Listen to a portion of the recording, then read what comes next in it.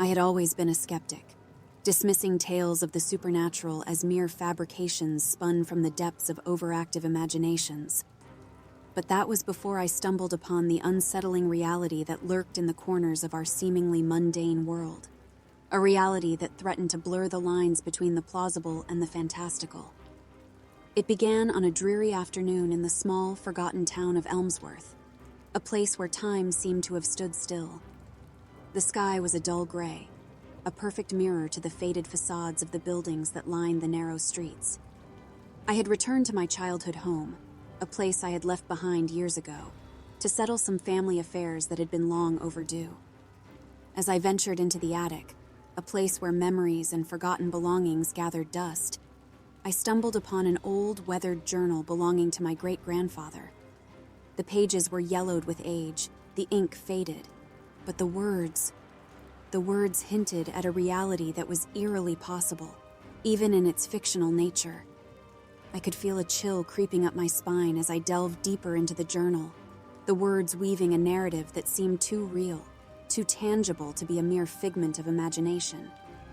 The descriptions were vivid, the fear palpable, and as the sun set, casting long shadows that danced ominously on the walls, I couldn't shake off the feeling that I was not alone.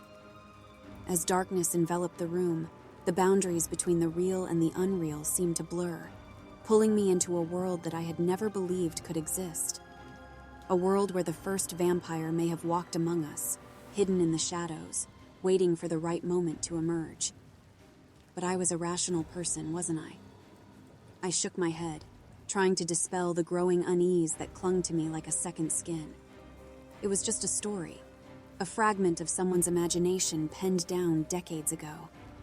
Yet, as I closed the journal, I couldn't ignore the nagging feeling that there was more to this tale, a chilling semblance of truth that threatened to engulf me in its dark embrace. I decided to delve deeper, to explore the dark corners of human experiences that the journal hinted at. Little did I know, I was about to embark on a journey that would challenge everything I believed to be true. A journey that would blur the lines between the living and the dead, the real and the imagined.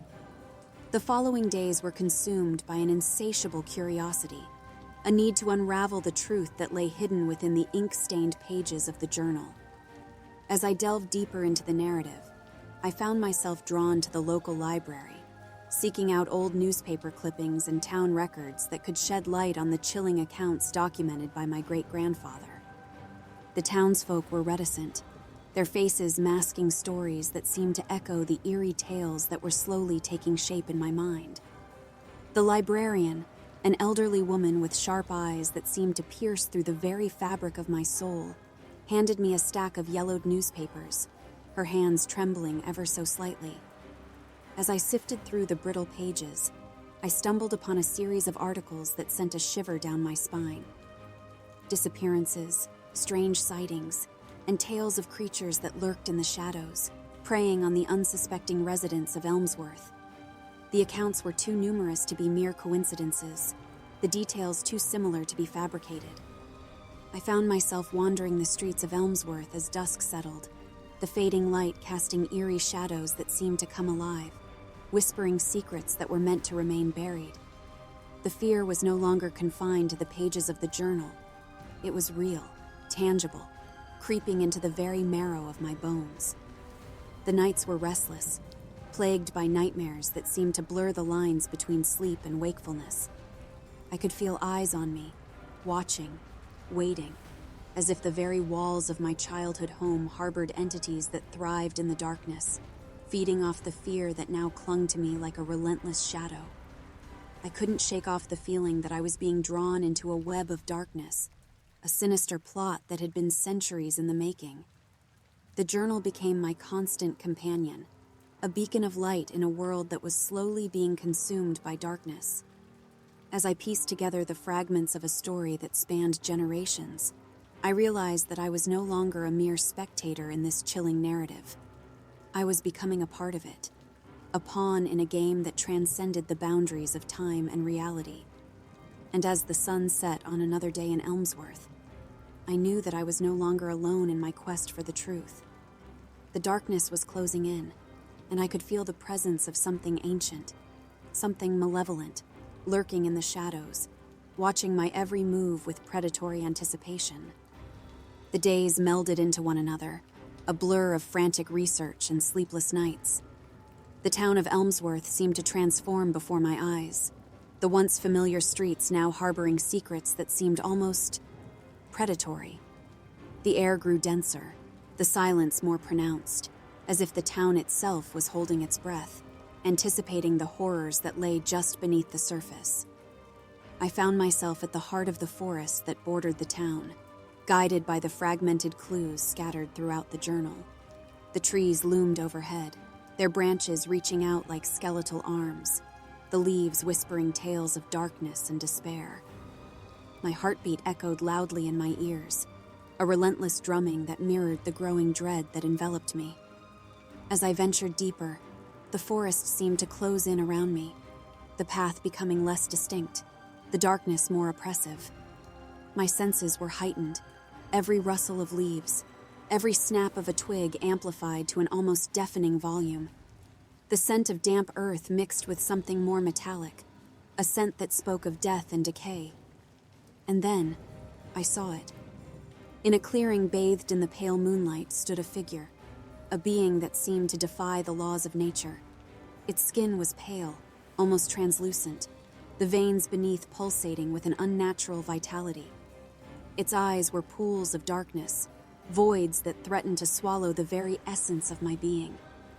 I could feel its gaze piercing through me, a predatory focus that sent waves of primal fear coursing through my veins.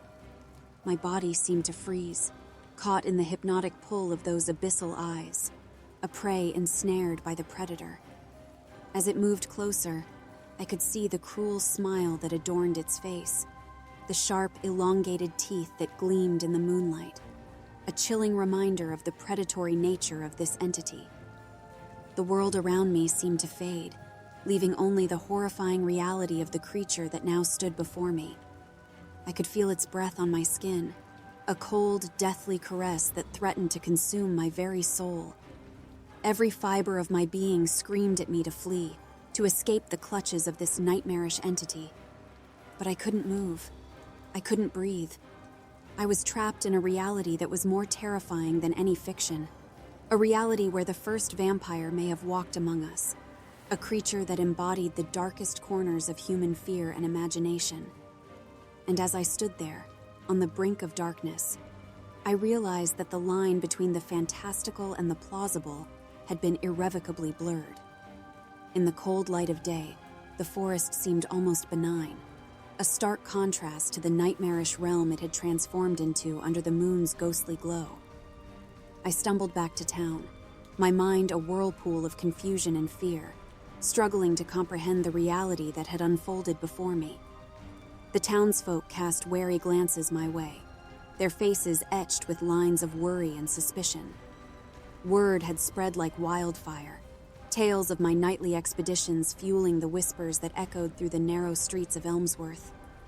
I could feel their eyes on me, a tangible weight that bore down with relentless pressure. I secluded myself in my family home. The walls that once provided comfort now seemed to close in, a prison of my own making. The journal lay open on the table, a testament to the dark journey that had led me to the brink of madness.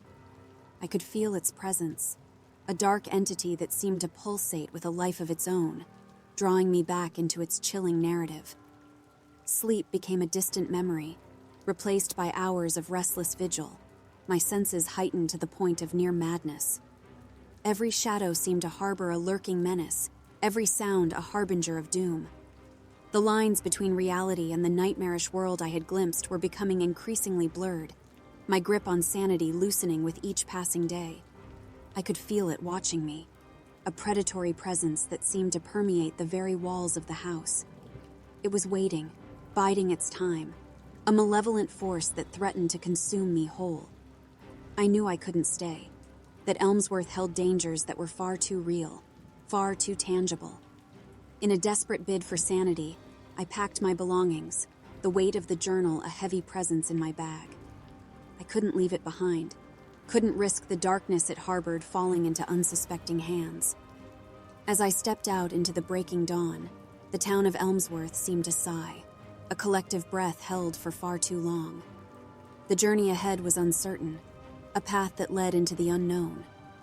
But I knew I couldn't stay, couldn't risk becoming a part of the dark tapestry that Elmsworth wove with threads of fear and darkness. As I left the boundaries of the town, I couldn't shake the feeling that this was far from over. The darkness that lurked in Elmsworth was ancient, a malevolent force that had woven itself into the very fabric of the town. And as I ventured into the new day, I knew that the battle against the darkness was just beginning, a chilling saga that threatened to engulf the world in its malevolent embrace. The road stretched endlessly before me, a ribbon of uncertainty that led away from the darkness that had engulfed Elmsworth. The sun rose, casting long shadows that seemed to reach out, as if trying to pull me back into the malevolent grasp of the town I had left behind.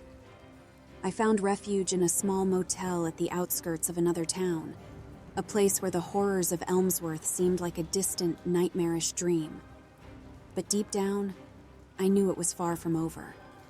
The entity, the being that had revealed itself in the moonlit clearing, was not confined to the boundaries of Elmsworth. It was a darkness that permeated the very fabric of our world, a lurking menace that threatened to engulf humanity in its shadow. The journal lay on the bedside table, a constant reminder of the chilling journey I had embarked upon. I could feel its pull, a siren's call that beckoned me to delve deeper into the darkness, to uncover the truths that lay hidden within its ink-stained pages. As the days turned into weeks, I found myself caught in a cycle of fear and uncertainty. The nights were the worst, plagued by visions of the entity, its face haunting my dreams, its presence a constant, oppressive force that seemed to seep into the very walls of the motel room. I knew I couldn't keep running, that eventually the darkness would catch up to me. It was a predator, and I was its prey, caught in a game of cat and mouse that spanned the realms of reality and the supernatural. I realized that the only way to end this was to face the darkness head-on, to confront the entity that had woven itself into the tapestry of my family's history. It was a battle that I knew could cost me my sanity, perhaps even my life. But as I sat there, in the dimly lit room, the journal open before me, I knew that I couldn't let fear dictate my path. I had to stand firm, to fight against the darkness that threatened to consume the world. With a deep breath, I picked up the journal, my hands steady despite the fear that coursed through my veins. I would delve into the depths of the darkness, armed with the knowledge and determination to end the malevolent force that lurked in the shadows. As I stepped out into the breaking dawn, a new resolve settled within me. I knew that the road ahead would be fraught with danger, that the entity would not give up its prey easily. But I also knew that I was not alone in this fight. There were others, brave souls who had glimpsed the darkness and chosen to stand against it. Together, we would face the entity, a united front against the darkness that threatened to engulf the world. And as I ventured forth, a sliver of hope ignited within me, a beacon of light in a world threatened by an ancient, malevolent darkness.